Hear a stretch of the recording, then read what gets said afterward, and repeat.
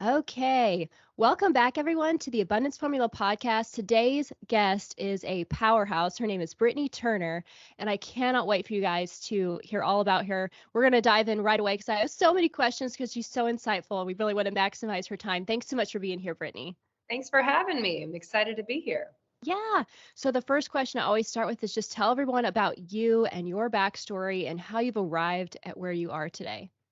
Well, it's a very long backstory, I love it. That's okay. but I can summarize it by saying I wanted to be a missionary since I was 12 years old. And I think a lot of our generation has a passion and desire to serve in ways that are bigger than themselves. And I chased that desire from 12 to when I was out of high school. I would work 5 jobs at a time so that I could afford to go on these mission trips because when we would send the letters to ask friends and family to donate, we had only poor friends and family. So we spent more money on the stamps than we really did getting money in. And what that showed me was how annoying it was to raise money to go do Mhm. the thing that you're passionate about. And so I'd go on these mission trips. Again, I had this beautiful high expectation that I would have, the glorious moment of being a missionary, holding the baby, the sun shining down, I'm wearing the long skirt. And that wasn't the situation. I mean, I met these kids that were in terrible situations. They were suffering, and we would play with them. We'd go do some good project for their school, but we didn't really fix their situation. And so I was like the worst, in my opinion, the worst missionary because I was just angry all the time.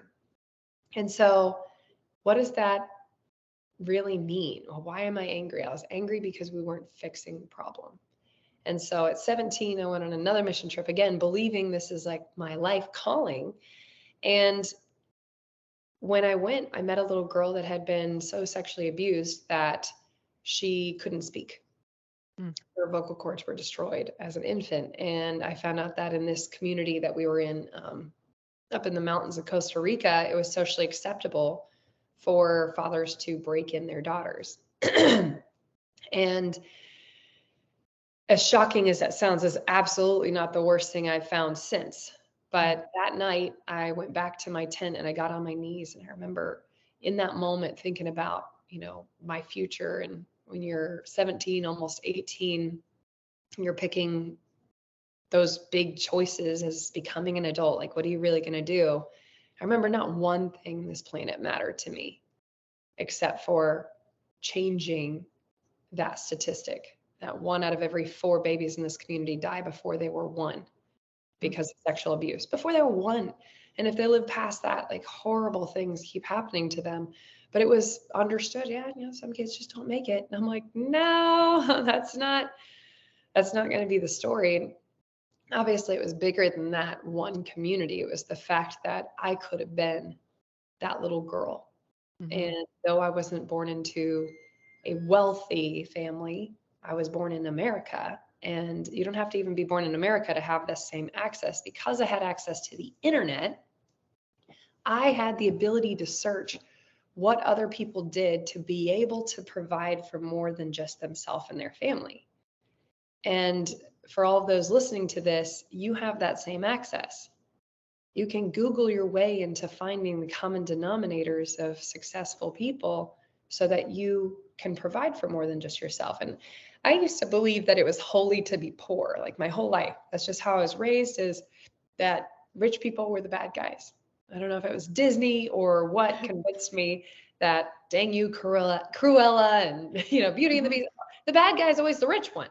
And so that's like in a lot of people's subconscious. And I think there is actually a lot of like twisted scriptures and things taken out of context that truly trapped me from thinking it was okay to gain wealth, but I knew I needed it if I wanted to really help people. And so some of the best advice I can share with our listeners is it's not bad to get donations, but if you can, which if you're listening to this, you can, find a way to build enough streams of income or a sturdy enough business or cash flowing assets to where you have enough money coming in that nobody can cap your calling. May Mhm. no one ever be able to cap your calling. May you never be beholden or beggy to somebody to try to get something done. And so, especially my ladies out there, I've met women who stay in relationships where their husband's cheating on them just so they don't get cut off financially. And that's not love. You're smart, you're capable. You don't need to push men down to get raised up. That's not even the case at all. It's just knowing that you are smart enough, you are capable enough, you can do whatever you want. It just, if they've not seen somebody who looks like you, regardless of your color, your age, your gender, if you're one of the first ones that look like you doing something, then people aren't going to believe you can do it until you do it. And then they're going to be like, all right, well, people who look like this person also can do it. So I got on my knees at 17 and prayed, and God said, I'm going to take you out of the mission field. I'm going to put you in business. Immediately didn't want to do that. That wasn't what I told everybody I was going to do. I was going to be this hardcore missionary. And I immediately started arguing with God, which is just so funny. As soon as he like finally talks to you, you're like, no, Right. Yeah. no, Not no, that answer. Yeah. no. But I did. I ended up buying my first house at 17 because some guy came into this leadership school I was a part of and said, you can buy a house with no money down. And if your mortgage payment is $900 a month and you rent it out for $1,200 a month, that $300 is a thing called cash flow. And if you do that 10 times, you can live in Africa and you don't have to ask anybody for money. And I was like, go on. Hmm. And so my plan became, let me buy 10 of these houses and I'll go live in Africa forever. And in the process of buying my first one, I heard about this thing called flipping houses, which I'd never heard of before because I was one of 6 kids raised on a farm without TV. We didn't have Flip This House back then. And if you buy a crappy house, you put a bunch of work into it, and you sell it, you could make $10,000, which is $1 billion to somebody who wants to be a missionary. And so if you save those chunks of 10,000 as you do more and more, you could have $100,000. And that $100,000 is a down payment on an apartment complex that spins off $10,000 a month. And then you can go build your own freaking orphanages and never have to ask anybody for money again. And I was like, this is it. This is the thing I'm going to go do. I'm going to work real hard till I'm 26. And then I'm going to be having this apartment complex and I'm going to move to Africa. So that was my life calling. But I bought that first house in 2007. And I don't know if you're old enough to know I was what born in happened. 89. Yeah. Oh, okay. You just look younger than me. Yeah, you remember what happened in Oh, 2008, oh yeah. and it wasn't exactly popular to get into real estate. It's kind of like telling Hmm. your parents, I'm not going to college. I'm going all in on crypto right now. Yes, That's exactly. what it would have felt like. It just wasn't cool, but I ended up working for free for some rehabbers after 3 years of being an abysmal failure. Everything I touched failed. I took a job that was, well, I'm going to even skip that part. But basically, I took all these steps of faith. Nothing worked out for me. And I ended up having rented that house in Charlotte, moving to Nashville, living in my car, working for free for 9 months just to learn the business. And my life just was haywire all the time. It was so, every time I thought I had some like Red Sea part and everything was just working out for me, it just kept getting worse. And I always felt like, God, why did you leave me? Like you told me to do this thing. I feel, and you never freaking really know. You really don't, but you feel like you do. I felt guided to do this, but now I took the steps and everything's just so difficult. Like, where are you? Why are you leaving me? And flash forward, I ended up winning Forbes' 6th fastest growing woman-owned company in the world when I finally struck out on my own, became the biggest rehabber in Nashville, then I became the biggest urban developer in Nashville.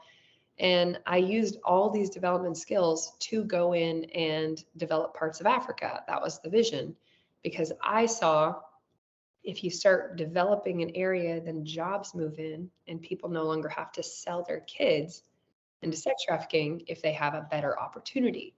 which people do take the better opportunity most of the time. And so it was amazing how these 10 years of being in real estate that I was annoyed, God, why did you call me into business? Was the answered prayer when I got on my knees that night and said, God, I really want to be the one that makes a difference, but I want to do it long term and in a sustainable way. How do you actually stop this atrocity from happening? And I got that solution. So it sounds way fancier than it was. It was way harder. People didn't like somebody who looked like me being in the construction and development industry. I did have to work 10 times harder. I worked 21 hours a day the first 7 years. There wasn't a bunch of the B word, life balance, at that time. But I had a lower starting place than a lot of people listening to this.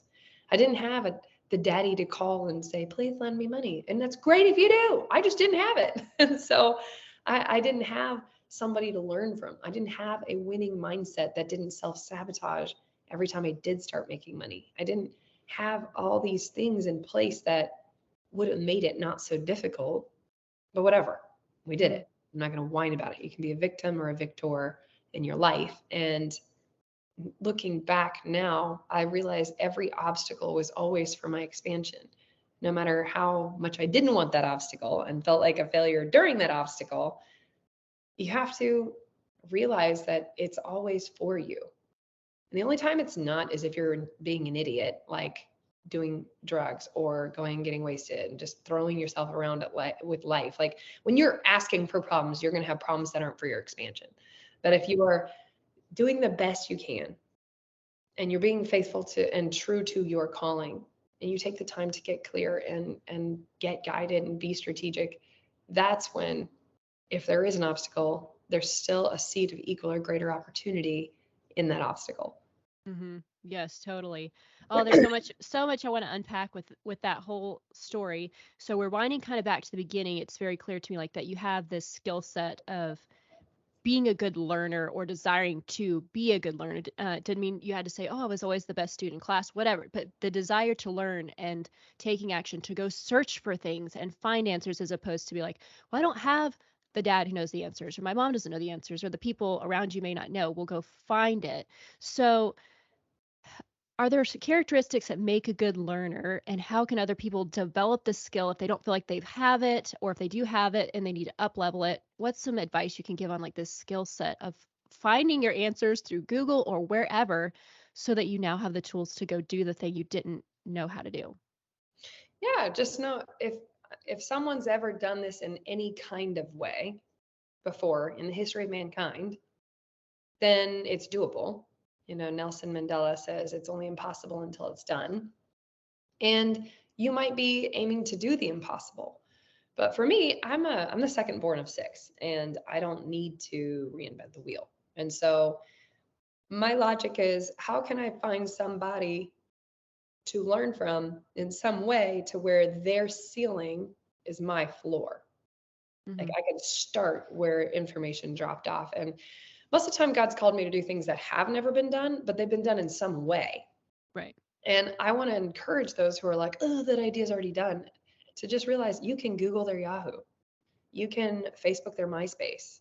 You can Uber their taxi. Like be a new version of something that has proven to work, but might not be as good as it could be. So don't worry that it's been done before. Just be better and or more innovative or use technology. So whatever that thing is. If you don't know, then what most people just get stuck on that lack of information. So what I do is I draw a box on a whiteboard and I say, all right, if this is the end state, I'm just going to guess. I'm just going to say it the way I say it. I'm going to guess out of my butt. Like, what do I think would need to be in place to make that happen? And say, all right, if this is where we're going to be in 10 years, what would have to be true in the next 5 years to make that true in 10? Oh, we'd have to have the money. We'd have to have the team. We'd have to have the web presence. We'd have to have the product. We'd have to have that. All right, great. Those are just the steps. Well, what would have to be true in the next 1 year? Well, we'd have to have those things. Well, what people? What product? What kind of money? What kind of web presence? And you start like breaking it down into these chunks. And sometimes if you don't know the answer, you just leave a box for it. This would have to be figured out and true before this other thing becomes reality. And that empty box is one lunch away from somebody who's done it before, or several Googles away, or 2 books away from you having the information needed to fill in that box. Most people, I'm going to be honest with you, aren't very strategic. I'm like, Mm-hmm. what are you doing alive? You're just waking up and hoping it goes well. Like, Yeah. what? And so when I make the time, because it's always make the time, nobody has the time to have a vision for something. Then I make the time to create a strategy to make that happen. So let's say you weigh 300 pounds and you're wishing you weighed your 150, a trim 150, and you feel good and your body's feeling good, but you refuse to make the plan to change what you're eating, or you refuse to make a plan to even go to the gym. Why would you think that you're ever gonna be different than where you already are? And so I tell people, create that vision, because where there is no vision, the people will perish. Create the vision, and then be very honest with where you currently are. And that's not an excuse to hate yourself even more than you already do, or beat yourself up. Ladies, Mm-hmm. no more excuses to beat yourself up, because no real change happens in an abusive environment, Mm-hmm. including what you do to yourself. Change happens when there's love and acceptance and a vision for and a desire to want to do that. That's when it sticks. So where do you want to go? Where are you now? And then how do we create the plan to go from here to here? Realizing every day you learn something new, and some level of clarity happens. Just like when you get closer to something, you see it better.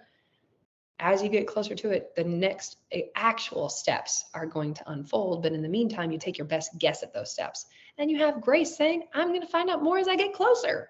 People are like, oh no, I wrote it this way. It must be this way. That's Mm-hmm. stupid. You wrote it with limited information, but at least you picked a dang direction. Right. People don't even pick a direction in life. They just Mm-hmm. Yeah. flop around like a dying fish. And I'm like, Yeah. I like to allude it to a road trip.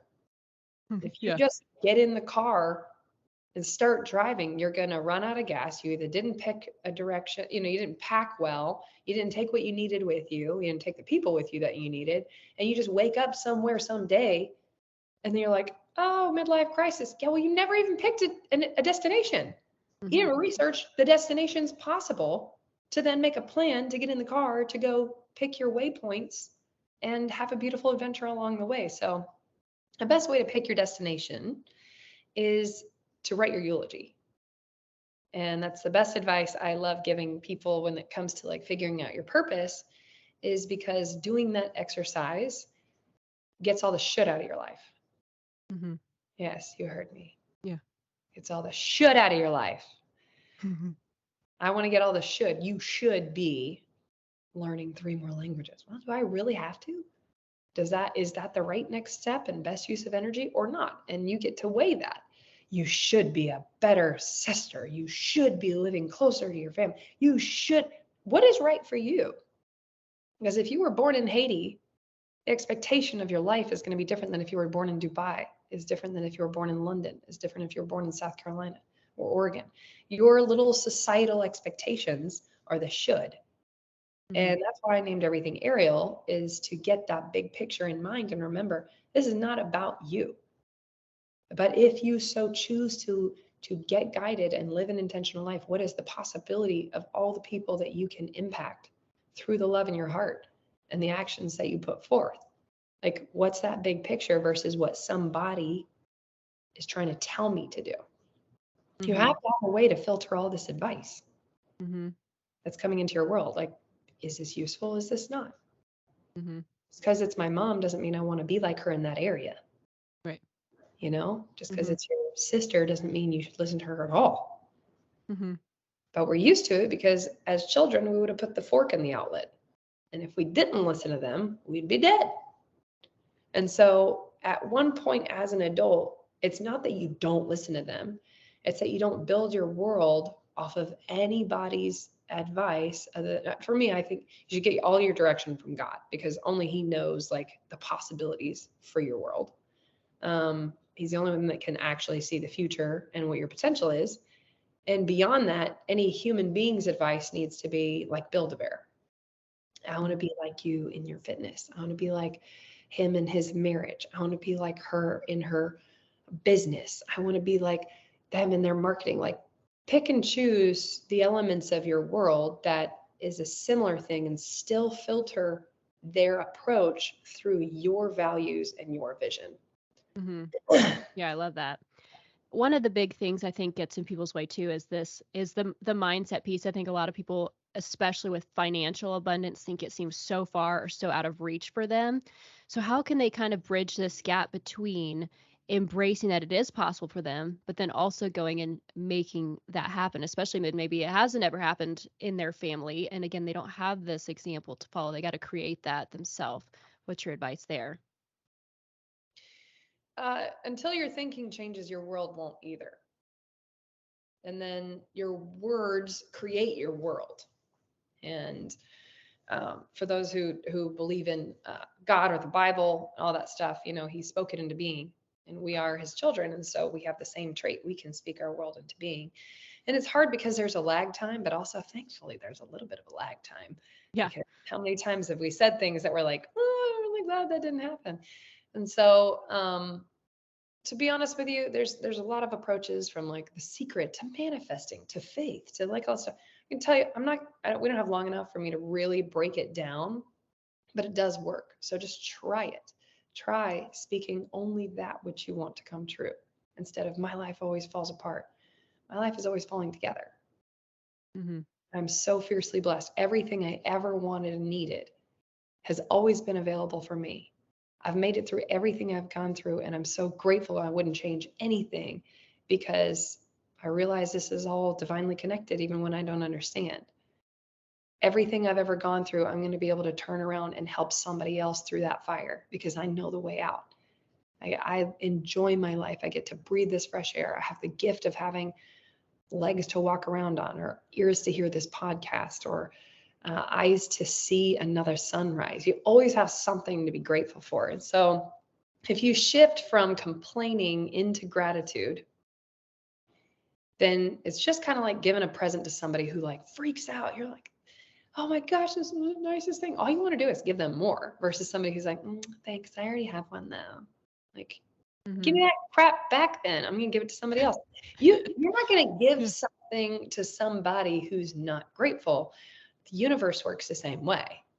Mm-hmm. So That's if cool. you're grateful for what you've been given, you will be given more. So if you want to walk in an abundance, be grateful for what you've been given. And if you right now are homeless on the side of the road, you just got kicked in the gut, and you're starving, and you're pissed off, and you like haven't showered in 3 weeks, but you're listening to this podcast, what do you have?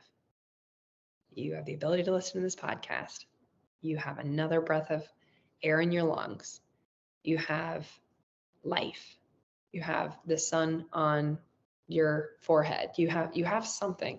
You have an ability to keep going. And the people who don't are the people who are dead. And they would give anything to be on the side of the road, hungry, kicked in the gut, but have another chance to tell their loved ones that they love them.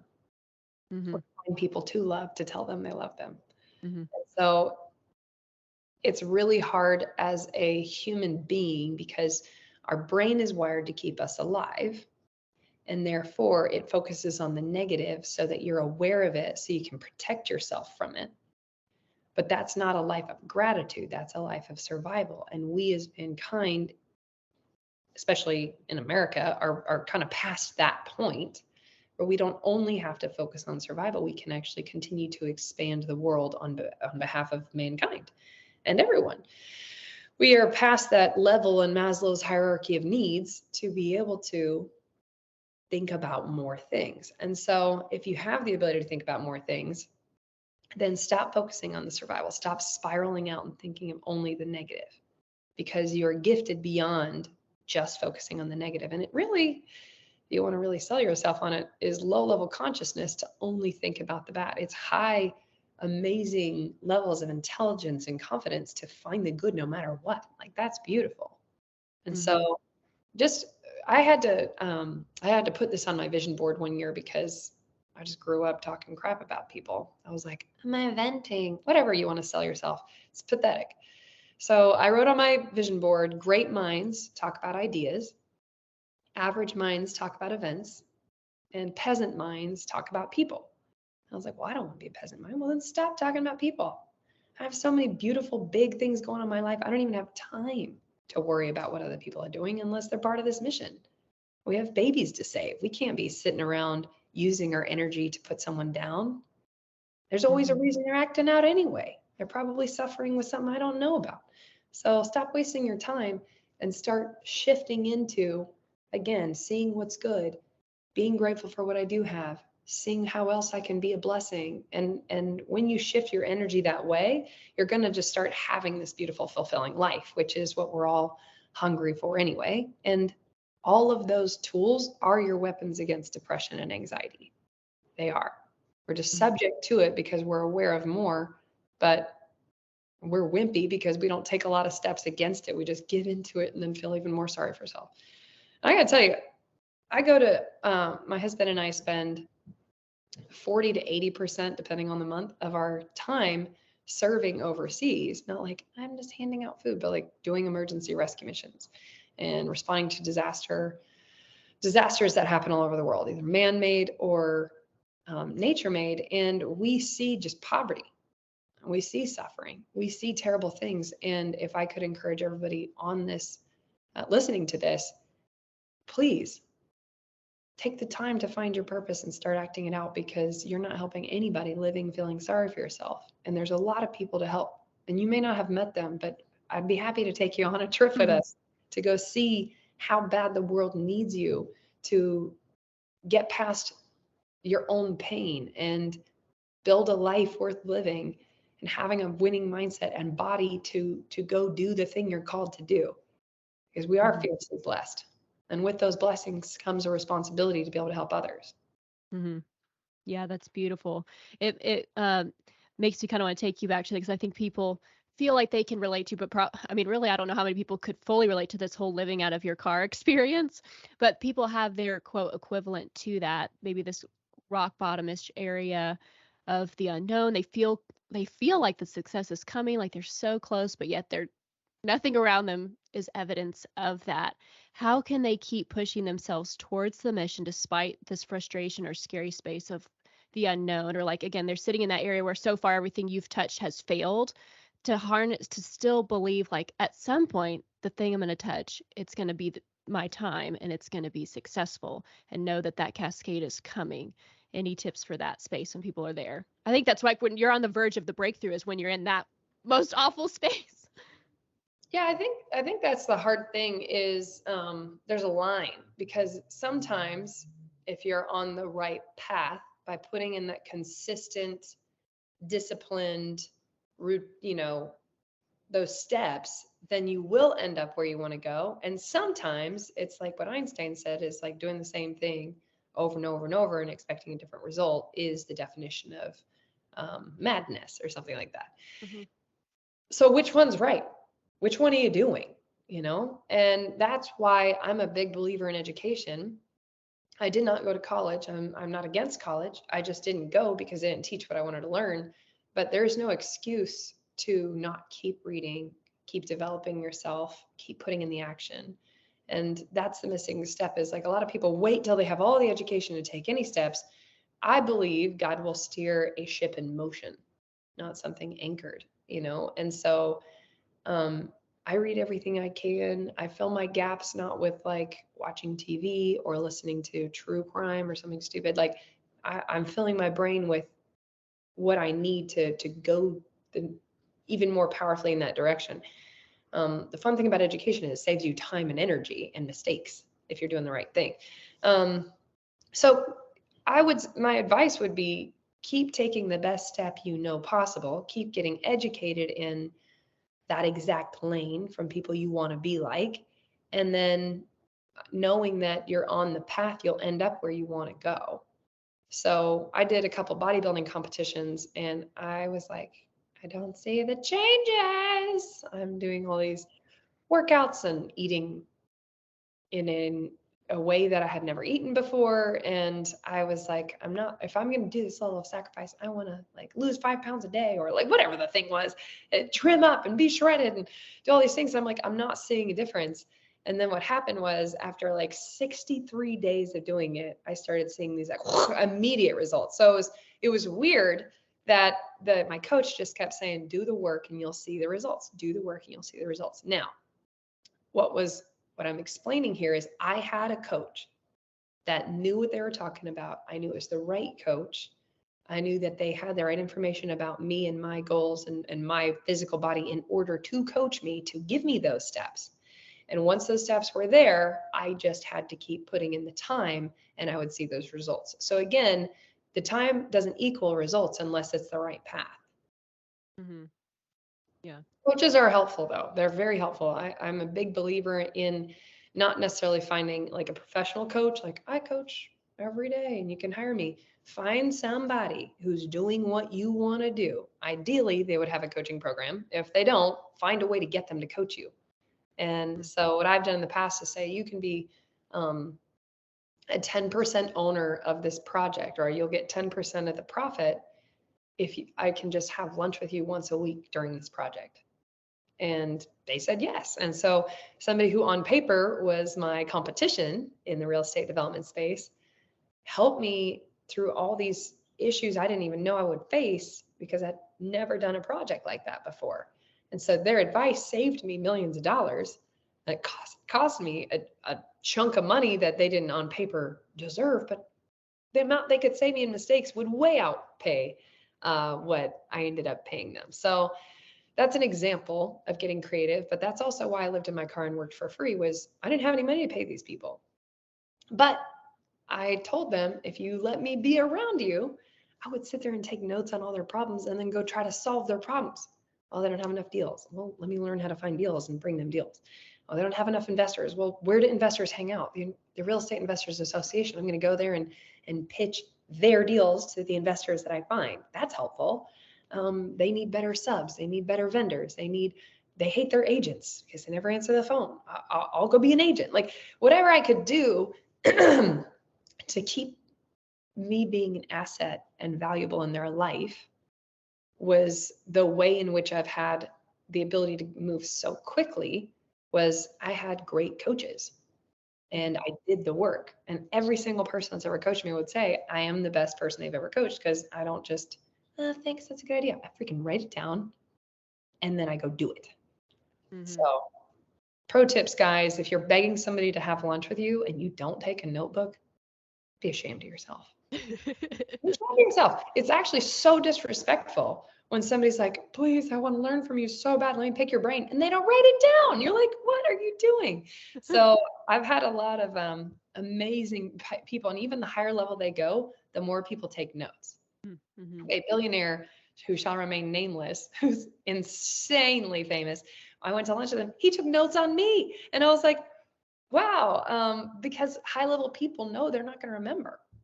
And that's how they became high level, is they are forever students. And so you don't know everything. Nobody's really an expert. You might be an expert for what's been figured out in life so far, but life is ever expanding. Mm-hmm. I love that. So for people who do, want to kind of say, go back to your 17-year-old self, they may be older, but so they feel called, okay, I need to start my own business, or they have one, or they think they're in side hustle mode, trying to kind of hone it in. How do they go about clarifying what they really want to do, what things to do first? You had, like you said, you create this whole vision board, how do they know where to start? There could be all the things. And then how do they just know where to get moving to get in motion? The classes I teach, and I actually have even a 5-day summit on this coming up in January. It's called Dream.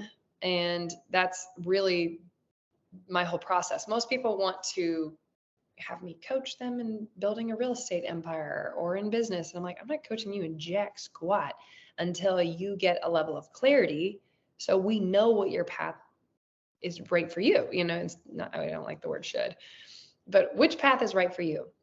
Because if I teach you how to build this, multi-$100 million real estate empire and you hate your life because you were never supposed to do that per your calling, like that's not me being a very helpful coach. And so I like holding people's hand and walking them through, let's write your eulogy. Let's turn that into a plan. Let's turn that into your calendar of events. Let's figure out the filters to say yes or no. And once you're clear on you, then we can design your business. Your business should be an extension of your life, passion, and purpose. I believe that we're all here to learn how to love. And I believe that our work gets to be an expression of our love. And that can be owning a tire company. That could be being a real estate developer. That can be this. But the way in which you build that business, your purpose at the center of it is the game changer. If not, you're just going to end up miserable. Like, business is freaking hard, and especially in real estate. It honestly sucks. It's really, really tough. Now, that being said, I became a deca-millionaire in 3 years during the greatest recession in history of mankind by the time I was 24. Like, it's an amazing opportunity, but if it's not right for you, it can knock people out of the game.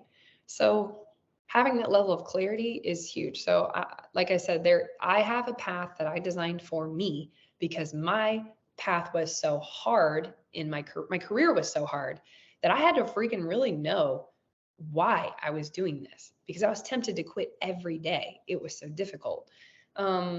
Much easier now in life. I think just the world is easier to do what I pulled off back then, but it was not then. So I have courses on this, and I have a summit on it if people want to know more about it. I do it one time a year, and it is in the beginning of the year, and happy to invite people who are super hungry on that, because there is a way to do it that's extremely clarifying. Anybody who's like, I don't know my life purpose, I'm like, come here. We can figure this out so fast. I'm like a ninja at it now. Awesome. Yeah, we'll make sure to have that in the show notes so that people can just click there easily and be ready for a deep dive on that. So I love hearing, because I found this when I have all these people on this podcast, but like, people think it came easy somehow, or that somebody had the in or whatever to get to places like where you're at. And so I love having them on to be like, no, this was so hard, and there was so much resilience involved and so much persistence. And so I wanted to know, because I think people always say, if you want to have $1 million, you got to put in $1 million effort. And I have been curious, because I do hear some people who finally made it to where they're at. I think once they've gotten to that place, there are easier ways, of course, when you look back, to work smarter, not harder, obviously. But isn't there still like this, there's a phase of absolute grind and hustle, and there's still the goal of work smarter, not harder. But what does $1 million effort look like? They'll say that, but then those people who don't have $1 million have no clue what that even means. What would actual, true, efficient $1 million effort look like for people? Yeah, I think we can start with realizing, I'm not talking crap about this next generation, but it is pretty entitled. And they think that things should just unfold for them, or the Instagram influencer life is actually going to last. And that it's just not true. This is the generation that historically has not been willing to put in the work. And that's the one thing when I ask God, should I join the army or should I buy this house? And the house didn't even need a lot of work, but that's the one thing I heard is, are you willing to put in the work? And I was like, well, that's not an answer, God. And I didn't realize all the work that would unfold as the ripple effect of buying that first house at 18. And that's the question you have to ask yourself. Is your vision of what you aspire to do, the difference you want to make, is your one chance on earth important enough for you to be willing to put in the work required to pull that vision off? Work smarter comes when you know how to do it. It's gonna be hard when you're new at anything. Just like when you're a baby, you're learning how to walk, you sucked at it. You're terrible. You fell all the time, you probably busted yourself up, and you are all wobbly, you didn't do it right, but you didn't give up because walking was important part of your world. And so if you find yourself wanting to quit all the time, just realize, oh, I'm just a crawler. Sorry. Walking is just not my thing. I took this personality test and it's just not my thing. You can hide behind a personality test all you want, but you're the one realizing on your deathbed that you played small, that there are dreams and visions that were put in your heart that get to be buried with you. And there's a gift you didn't give to the world, and you never really went for it. And so it sounds like morbid that I read my eulogy every day, but it makes me aware enough to say this life is finite. It is the only thing guaranteed, is that I'm not going to live forever. And so what did I do with my time that mattered to me? And it's not like go skiing every day and surfing. That's not the point. Like what mattered, what Mm-hmm. truly mattered to me? And where am I putting value that if I was dying, it wouldn't matter to me anymore? And so I learned a lot from people who have terminal illness, and they make every moment count. They make that conversation count. They use their words wisely, their time wisely, and they still are out there doing business and stuff like that. But it's deals that mean something to them. And so how can we just live that way every day? And there are lots of hard times. So I was a failure for 3 years, lived in my car, was rejected by my family for 2 years for not going to college, was fired immediately before I lived in my car. Then I lived in my car, worked for free for 9 months in a really tough environment where somebody wasn't always super nice or encouraging. I had a bunch of douchebags sue me over time if I didn't go on dates with them or, didn't just give in. They thought that I was a weak girl they could just take advantage of. And so had a lot of lawsuits. I had people, I've had rounds of haters. I've had two guys try to kill me in my home. I've had, you know, I got freaking into an abusive marriage. And there's things that don't work out the way you planned, and it is hard. I had a hurricane hit, the strongest hurricane on record hit my home 3 weeks after my ex canceled the insurance on it just to piss me off. Like I've had my world destroyed. I've had the days where I didn't want to be alive anymore. And I've built a system to remind me why it matters to keep going, why it matters to put in the work when it's hard and when people do or do not believe in you, when you're famous one day and you're hated the next. Like you have to realize this journey is your own and you're accountable for your one chance on earth. You're accountable for your thoughts, your actions. And that's the only thing you can control is your thoughts and your actions in response to what's going on in your life. That being said, how do you find joy in the journey even when things are hard? Like that's an actual active thing. Happiness doesn't happen to you. It's an inside job. And so you have to be intentional about choosing happiness, regardless of external circumstances, because you'll always have a good, socially acceptable reason to play small and to be miserable. But what do you want? And worst case scenario, guys, move. Freaking move, change your name, dye your hair, do what you got to do. Like, find a reason to know, like, the circle doesn't really matter. They're in my Mm-hmm. life for a season, maybe not forever, but they're not going to dictate my future. I am. And so take that ownership of your life. Realize that there are people out there who really need you, that desperately need you, that are having terrible things happen to them because you're not stepping into your calling, and let that motivate you, not guilt you. Mm-hmm. I love that. That's awesome. So for those people, especially who feel called to an extraordinary life, feel called like you to, okay, if I can make more money in abundance, I can help more people with that. A lot of people, I think, have money stories to overcome. What was yours like? Was it always pretty good or whatever? And then how do you help people get through what their current money story is so they can truly unleash what's meant for them? I wish I could say, like, here's the before and after picture, but Yeah. I think that it's, if your wiring system tells you it's bad to be rich, um, it's something that you have to actively override in your brain. If your wiring system says that you're limited because you're a woman and you're a bad person for trying things that quote unquote women shouldn't be doing, like that's also a wiring system. And a lot of, especially as kids into adulthood, which I'm sure is a lot of people listening to this, you're handed your beliefs, but then as an adult, you get to look at those beliefs and say, does that serve where I'm called to live? And I remember I grew up in South Carolina.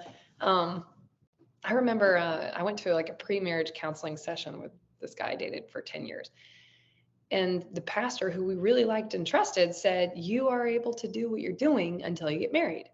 And then, Britnie, you have to live in the kitchen and just serve your husband. And I'm like, this guy doesn't really work very much. So I'm like, man, we would be screwed. I looked at my hands and I was like, because I'm not naturally like a driven person. I just realized how important it is that I do all these things. I looked at my hands and I was like, God told me to do this stuff. It wasn't me picking it because I'm trying to prove something to somebody. Like, what am I capable of? What is God telling me versus what is mankind telling me? And again, I'm not talking crap about pastors, churches, the South, any of those things. I'm telling you, if you feel extremely called to be a stay-at-home mom that does not work, then you be freaking proud of that and realize that you have a grace to do that and do it well, and your kid needs that. But if you feel called to go build a multi-billion-dollar business, that is between you and God.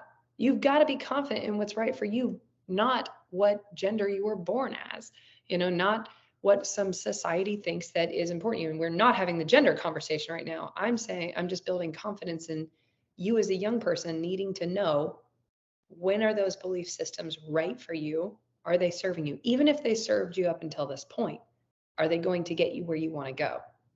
And so I had a very powerful money story, and I had a lot of limits on the fact that I was a girl. I thought that I was doing the wrong thing. And so I had to figure out, okay, what is God really telling me, and what belief system, because we call it the BS, what BS needs to be true in order for me to get to accomplishing this thing I know is on my heart. And what I found is I was called to lead and show women what is possible for their lives without having to take the booty cheek shots. Like, that's not how you get ahead in life. What is possible for us? What in different industries, letting the excellence in organization and multiple channel thinkingness and all those things touching different industries like development and construction and media and all, now hotels. How do those apply to nation developing? That happens to be a skill set I have regardless. So you just have to really analyze them. And if there's any goal in your life at all that you've not accomplished, especially if it's been there for a minute, it's because you have a limiting belief around that goal. And until you pull yourself out and actually write down what those limiting beliefs are, even just do it as an exercise, you won't realize they're there. And when I did that, I realized I had a bunch of stuff. Like, I had no chance of ever accomplishing that because deep down I thought it was wrong. And I'm like, well, why do I think it's wrong? Oh, because somebody told me this when I was 5. And it's like, that doesn't even make sense. So overriding them, come up with limitless beliefs versus limiting beliefs, and you're going to have a much better chance of getting there. Does that answer your question? Yeah, no, I think that's great. And I love you kind of finished it with a perfect tactical exercise that can be done. I think people are scared to write it down, honestly, because it makes it even more real somehow. And so, like, writing down those limited beliefs on one side, and then how you just said as well, they can then in the beside column shift those into limitless beliefs. Yeah. And back to kind of how you mentioned earlier, start speaking those daily to yourself out loud so that you can then feel the future gratitude, let alone your present things you already have. I think all of that's great tactical information that people can truly take and go do something about it, instead of just kind of leaving it a little bit airy. That's perfect. And then one last question as far as some of these other things, and I want you to tell everyone about more of the things that you do and have available for them. Having like influence is huge, both for ourselves and who you surround yourself with. And I know you have found a way to surround yourself with successful people. And so, did you always have this kind of friend group, or is it something that you had to build in order to elevate yourself? Tell us a little bit about that journey, about curating those who are actually around you and how it relates to where you are now. Yeah, unless you just won the absolute lottery, I don't think anybody's just going to have that group around them automatically. So what I did is I couldn't afford to go to all their conferences or anything like that in the beginning, and a lot of people won't. But let's say you're very inspired by Tony Robbins, and he has a belief system that makes a lot of sense for you. If you can't go be friends with Tony because he's extremely busy, how can you be friends with Tony? Well, I can listen to everything that he's got out there on the internet for free until I can afford his books. And then when I can afford his books, I read all those books. And then after I read all his books, I can go to his conferences. And then from those conferences, I can join his mastermind or whatever his path is to get closer and closer to him. But what do you really want him in your life for anyway? I want to learn from him. Well, what does he have available that you can start learning now? And so people ask me, what do I look for in a person? And it's like the nerdiest sounding answer, but it's the way in which they process information. Well, what do you mean? There's a lot of motivational speakers out there that say, prove them wrong. They told me I couldn't and I did it. It's like, so pathetic. You don't even have to remember their name. Who cares what they think about you? Your teacher in 3rd grade, nobody cares. Your teacher doesn't remember you either. So like, don't ever do something to prove someone wrong, because that bitterness is going to cause cancer in your life 30 years later. So that's a way that somebody processes information. Instead, I like finding people who have found their passion in a cause they believe in. For example, right now, somebody I have been able to get close to is Naveen Jain. Naveen Jain came from India with $5 in his pocket, sold his first company for 40 billion. He is a genius, out of the box thinker that thinks so much different than anybody I've ever met. And his dad died in front of him of cancer. And he knew his dad didn't have to die. He knew that. But he knew that that treatment that would help save his life was not legal in America. Well, why was it not legal in America? Big pharma. There's not enough money in actually providing healing in these spaces, specifically cancer. So it's illegal until it's not. He said, well, he promised his dad, I will fix cancer. I promise you, I will solve this in my lifetime. So he then built a business around how do you actually solve cancer? And then he did all the studies on what really causes it. Well, it is I can't remember all the words, but it's tied to your gut, and it's tied to what we eat, and it's tied to this, and it's not genetic. And it's like, he did the real research and debunked the bull crap. And then he said, if big pharma won't let it be, how can we build a business case study for the pharmaceutical industry being interested in helping people stay healthy versus getting them on pills? I know everything I'm saying is controversial. Guess what? I don't give a crap. I'm going to say whatever I want because there's so many truths. Now, that being said, there's pills that do save lives, but is there a way and an approach that is, how can we incentivize that industry to want people to be healthy? People went missing trying to solve the gas situation in cars. Like, everybody who finally came up with a gasless vehicle died magically. And you're like, whoa, why are they getting disappeared? Because the gas industry was so lucrative. So Elon, an influencer, came up with a cool enough, sexy enough car that people would want to be part of this. And it became such a movement that all of the gas driving vehicle companies now have electric cars. So how do you make something a thing? You have to make it financially a thing. You have to make it socially a thing. You have to make all these things a thing. And they were able to shift the world in what's just still beginning through their creative entrepreneurness. My point in telling you this long example is, I found people that think the way I want to. Why are kids being sold in the first place? Why is this atrocity happening at its root? How do we solve the root so the ripple effect changes the world forever, whether or not I ever get credit for it? How can I be proud of that thing in my lifetime? And so looking at the root. So I looked at, again, what do I really want to do? Who else is doing something, even in a totally different industry, but they think in the way in which I want to think? How do I find everything they've put out there? I start adopting these mindsets of I'm not looking at whole reasons. People get disappeared for this. No one's done it before. It's too hard. The pharmaceutical industry is so billions. Shut up. How do we incentivize them the other way? I found somebody who thinks like that. And so this is all clues on, again, finding that right mentor to dive fully into, to then be gaining that information from, because again, they're in different industries. But the way in which they process information is the way I want to process information. So therefore, they're right for me. Mm-hmm. So look at, again, learning everything that's out there. And then the next thing is, how can you be somebody they want to hang out with? Mm-hmm. The first time, I remember Tim Ferriss was on my vision board from his 4-Hour Workweek book. And then when I actually met him, it was at a Tony Robbins conference. I remember him talking. He had so many amazing ideas, and I was like, wow, the only thing I know how to talk about is real estate. And I started watching TED Talks after that so I can have more interesting conversations. And I watched because this circle formed around Tim, and some guy came and starts like talking crap about what's going on in the world, and I'm just a victim of the news and the president or whatever was going on.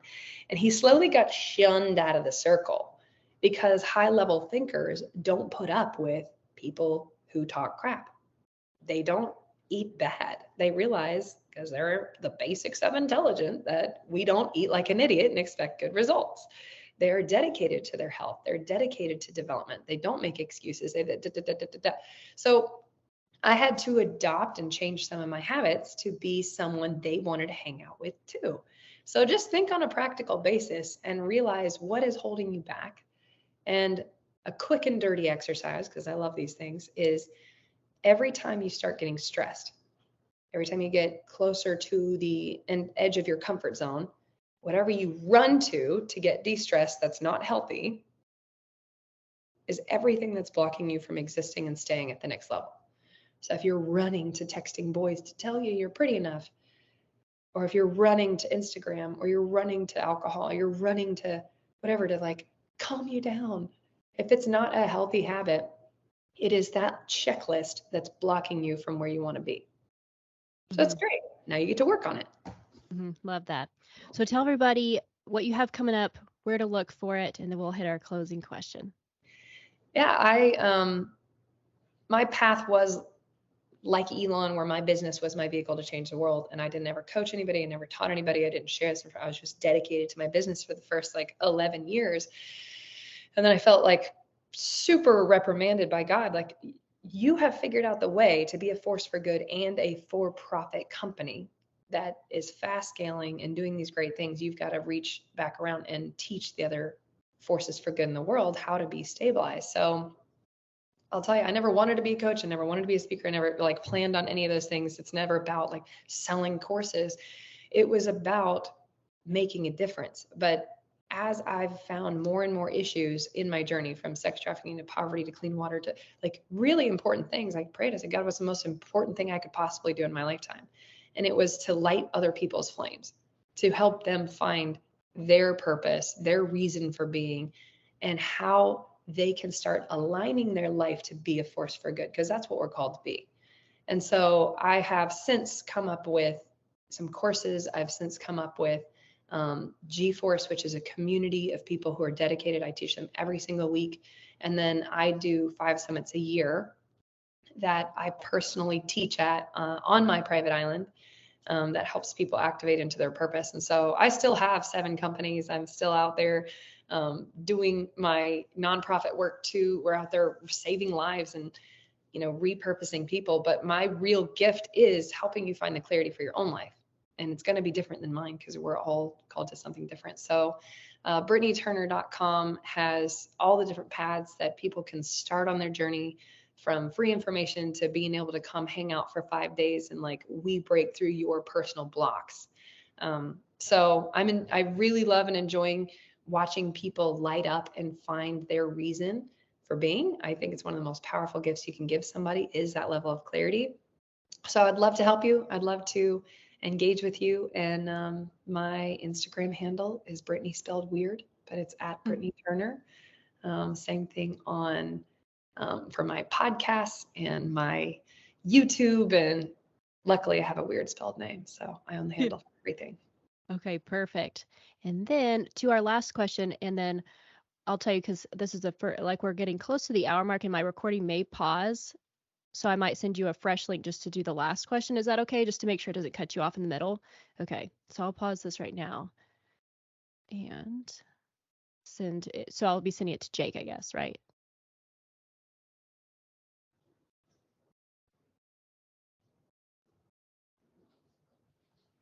Okay. All right. So for our last question, which I love asking everyone, is what does living an abundant life mean to you? And if someone were to ask you how they could start to build an abundant life for themselves, what would you tell them? Great question. Living an abundant life. I have defined abundance as being able to provide for more than just yourself and your family, which I used to think was holy. Now I realize it's the most selfish thing in the world. Living an abundant life means having an abundance to be able to respond to the needs of the world, not just yourself and your family, but that plus the ability to respond to the needs of the world.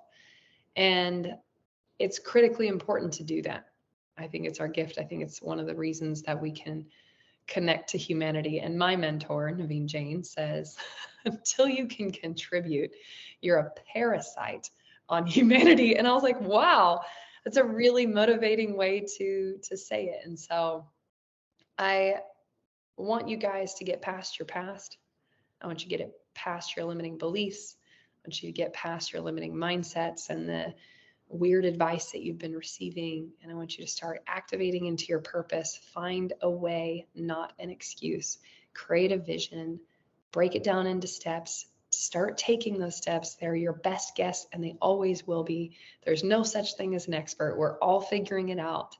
But your life is worth you putting in the time and putting in the work to make it reality. And I promise you can have an abundant life and you can be successful in all of the different pillars in your business, in your health, in your relationships, and in your impact.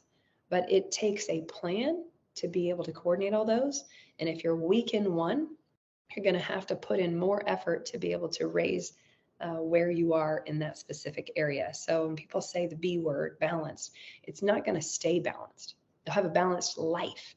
But if you want to grow, it does take extra effort to be willing to put into to go from into places that you've never been before. So I encourage you to take the time. I encourage you to stop avoiding, stop escaping, and start strategizing because you are worth it. Amen. I love it. Thank you so, so much. Welcome.